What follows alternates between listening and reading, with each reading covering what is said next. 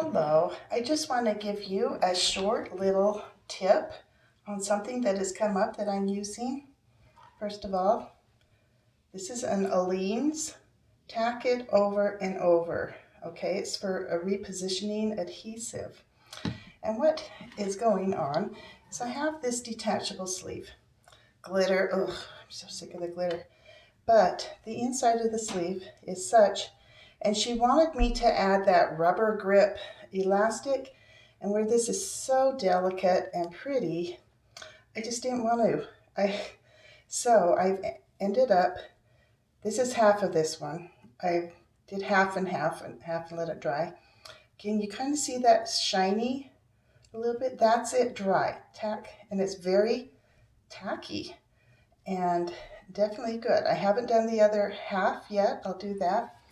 Let me show you. I just finished doing the other half on this one. And you see how it's just like a white glue, and then when it dries, this half is dry, very tacky, and I'm just going to smooth out those little bumps there a little bit, and then I let it dry overnight, and we're good to go. I'm going to hurry and smooth that out a little bit right through there. It seems like it needs a little more and just smoother instead of bumps.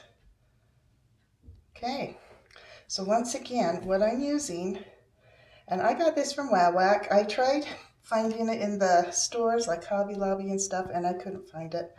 I thought I'd be able to, so I had to order it online at WowWack. Aleene's Tack It Over and Over. Okay, it's 4 ounces. I probably have enough that I will never run out with 4 ounces. You know, it's about the same size as all the glue bottles. But just another tool to have in your options when they need some gripping. You could do this on straps, spaghetti straps, or anything like that that you need to hold. Just nice and soft and dries very clear, and just a good idea.